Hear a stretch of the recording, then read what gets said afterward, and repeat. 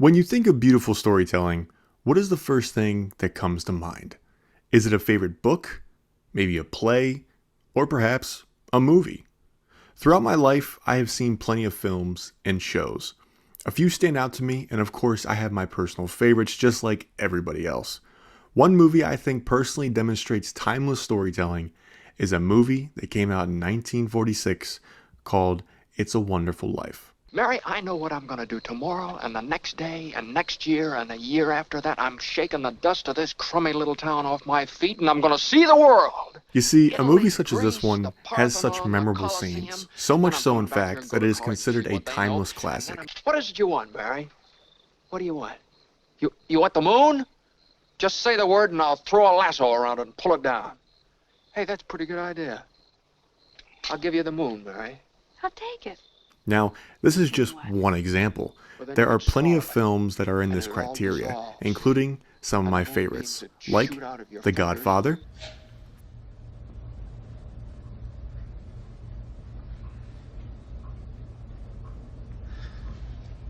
Look how they massacred my boy.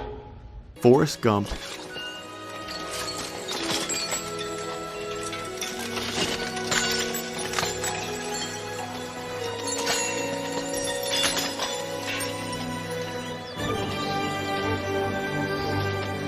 Titanic, When can we get underway, damn it? That's 5 compartments.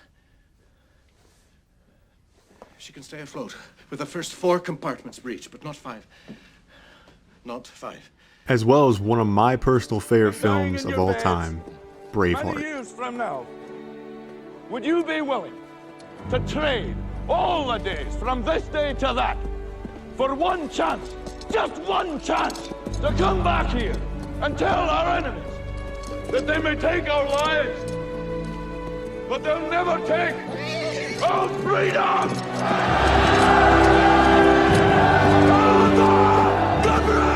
As great as those films are, however, we are here to talk about one show in particular that demonstrates a timeless story.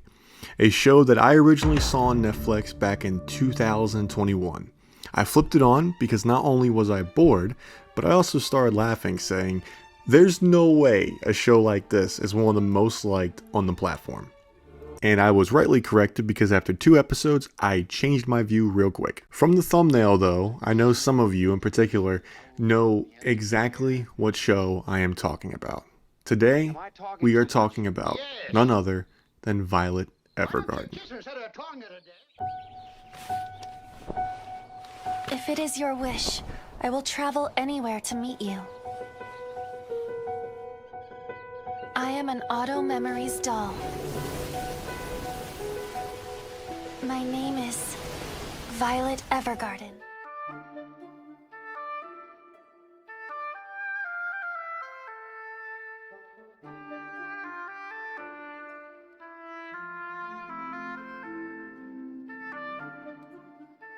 Violet Evergarden is something special. Even after watching it 2 years ago, it still stays fresh in my mind with such a permanent mark on my watch history. Now, before we delve into this video, I want you to hear the synopsis of the show for those of you that have never seen it before. Alright, you ready?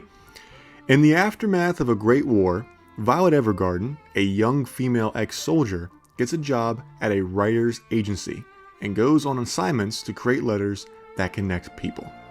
You serious? Yeah, that's the synopsis, pretty much short, simple, and sweet. Now, if you're saying to yourself, well, Cyber, it's a cartoon. I'm not watching stuff like that. Who cares? Hey, bruh? Yeah? Ah! Damn it! Ah! There's glass in my eye! Look, this show deserves to be watched. I mean, if my take wasn't convincing enough for you that I started watching it as a joke and it ended up being one of my favorite shows, then I don't know what will. Now, is the show perfect? Absolutely not. No show is. But the writing and character development shown here is nothing more than satisfying. So seriously, go watch the show. It's only 13 episodes and you can find it obviously on Netflix. The English dub is amazing. And I just want to give you a warning because from here on out, in this video, there will be minor spoilers ahead. So you have been warned.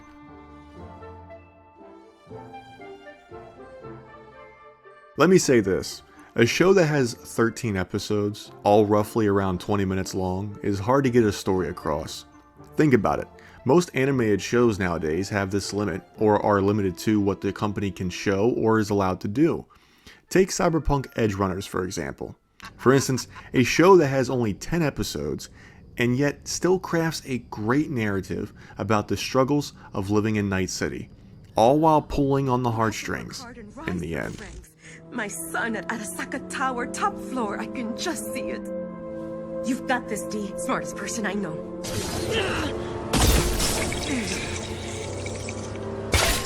You're right, Mom. I know I can. I'll do my best. You got my word. Arasaka all the way to the top. All right, David. Let's go to the top then. Shows like this are hard to do because you have to have good writers and a good team behind you to help the project along. It's nothing short of a miracle that Violet Evergarden is a show that can pull it off flawlessly. Violet Evergarden started as a light novel written by Kana Akatsuki and illustrated by Akiko Takahashi. Now, if I mispronounced any of those names, I am so freaking sorry, dude. After publishing the novel, quickly after, there were rumors about an anime adaptation in the works, and finally, it was confirmed to be Kyoto Animation at the helm, working on the 13-episode series. The studio is known for working on K-On! And Clannad, and to be honest, they're not my type of shows, but hey, if you like them, more power to you. They also did A Silent Voice, which I'm going to tell you right now is a great fucking movie. I highly recommend anybody to watch it. It is a phenomenal movie, seriously. It will make you feel really good. But regarding Violet Evergarden, the show wouldn't release in the US for a while, and unfortunately us Americans had to wait.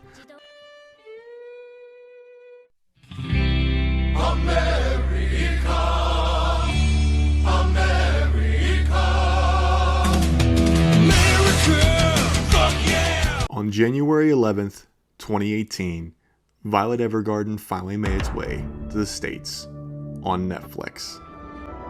What's your name?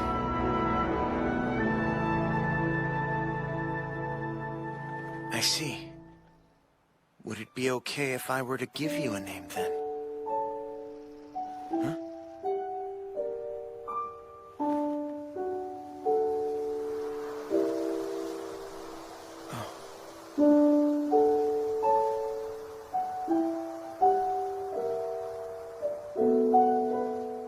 Now, like I said before, I did not start watching this show until about 3 years later, because at the time, I didn't really care or liked anime at all.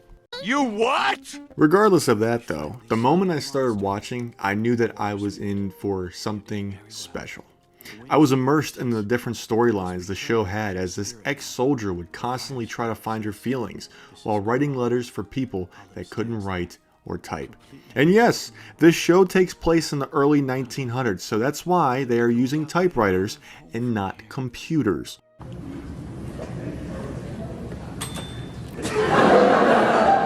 Violet is on the search and meaning of the last words her commander said to her on the battlefield before he passed away, which were, "I love you." Violet has a tough time adjusting to civilian life, but is determined to find out what the meaning of what her commander said to her that day, as well as becoming an auto-memory doll, which she believes connecting with people and their emotions will help her build a better understanding. Can she take a plane? Maybe something a little more imaginative. She could fly home if she were a bird. What about the parasol? You cannot fly with a parasol. But she can. The wind spirit appears before her one last time and says, "Olive, open your parasol." Will you please try opening the parasol for me? That parasol is your wings. You'll be carried away if you fly too high. So step on the ocean's waves, the river's rocks, and the lake's fallen leaves. That's a great idea. Okay.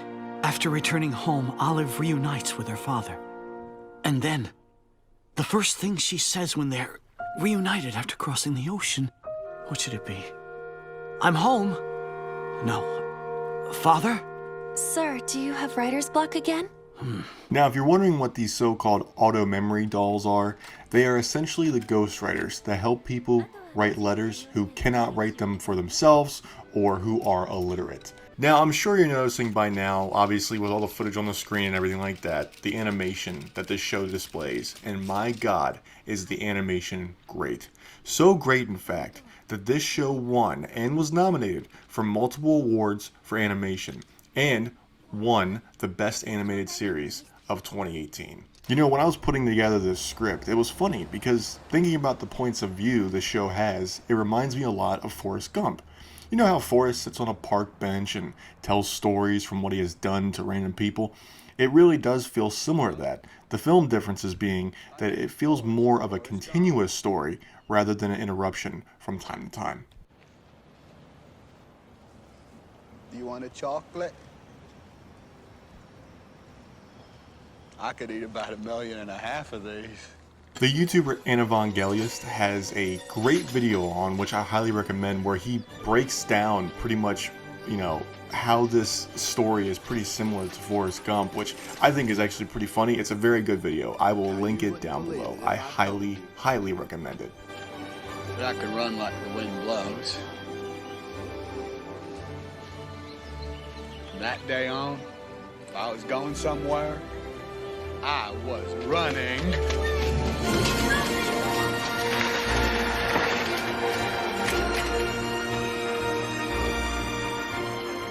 One thing I definitely wanted to mention is the soundtrack of this show. It is simply phenomenal, invoking emotion to the viewer in ways to match the scenes spot on, which even AAA Hollywood productions can miss on that mark, but somehow this show doesn't.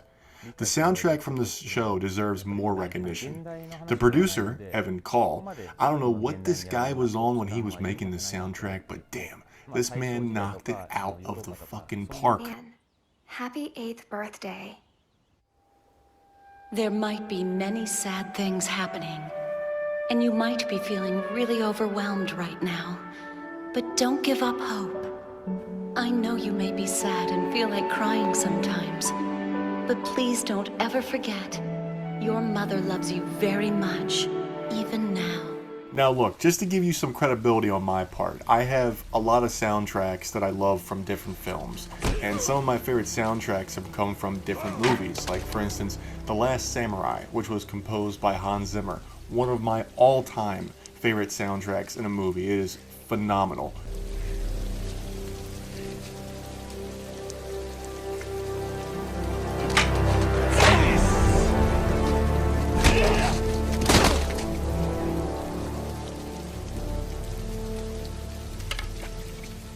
And of course, like I said, one of my favorite films of all time is Braveheart, and the soundtrack was composed by James Horner, who did a fantastic job, another one of my all-time favorites.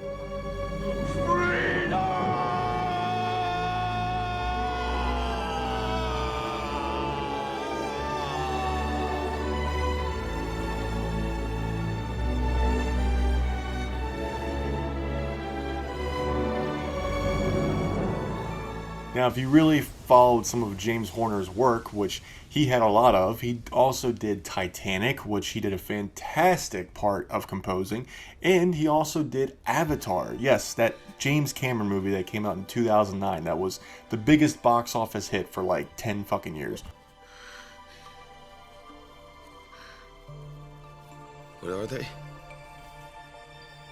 Seeds of the sacred tree. And who can forget, obviously, one of my favorite soundtracks, last but not least, is Gladiator. I mean, come on. Who was also composed by Hans Zimmer. Okay, relax. I like Hans Zimmer, okay? He's a great composer. Obviously, you can probably tell what I'm trying to say here. If I hold, you know, Violet Evergarden's soundtrack, or Evan Call, the composer, to some of my favorite films of all time and their composers, then yeah, I gotta say, it's pretty damn good. Yeah, that's pretty true. That's true, and yeah, that's true. That's true. That's true. That's pretty true. That's pretty true. I mean, that's true. Yeah, that's true. That's true. That's fucking true. Violet Evergarden shows that it doesn't matter what type of media you consume. Great storytelling can be in anything and any type of media. I mean, come on, you're gonna tell me you haven't played a good single-player video game and then not recommended it to someone, or, gone out and seen a TV show or a movie and then not recommend it? One of my biggest pet peeves are people that don't give shows or movies or even games a chance because they take one good look and just say, nah, not for me. Great stories are uncommon to come across, but even timeless storytelling is becoming more and more rare by the day. Think of how many shitty Hollywood movies are greenlit just to appease the executives and drive in the numbers for your favorite streaming site. The amount of terrible content that has saturated our theaters and streaming sites is growing more and more. That is one big pile of shit. Writing in general is hard. Whether you're coming up with a story, trying to write dialogue for characters, or hell, even coming up for a script for a video essay like I'm doing right now. Great writing and great stories should be enjoyed by the masses because those are the films and shows you remember for a very, very long time. Violet Evergarden is one of those prime examples. That no matter how many years go by, you can always watch this story unfold time and time again. It fits the criteria of not only timeless storytelling, but in just being timeless in general. So yes, I do highly recommend this emotional journey, and yes, it will be indeed emotional. There will be parts that make a grown man tear up. I am not joking. Yeah, for the whole family.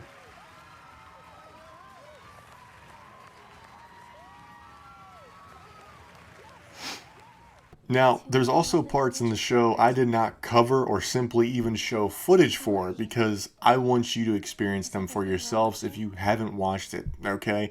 Seriously, it does not do it justice that some guy on YouTube is going to analyze them for you because trust me, they are worth not spoiling for those special moments. And hell, there's even a movie that I haven't even covered that wraps up the show completely and very, very nicely. Puts a damn bow on this series, okay? But look, I do hold this show to some of my favorite films and TV ever produced because after watching this, you feel something. You feel something emotional. Great writing has a way of speaking to the viewer, and it has a profound effect when done properly. So, just make sure next time you're having a conversation with your friends or your special someone or your family about great storytelling, never forget a show called Violet Evergarden. I still believe that you are alive out there somewhere. That is why I will live and live and live. I may not know what lies ahead, but I will live nonetheless. And if we should ever meet again, this is what I would tell you. I now understand the meaning of those words.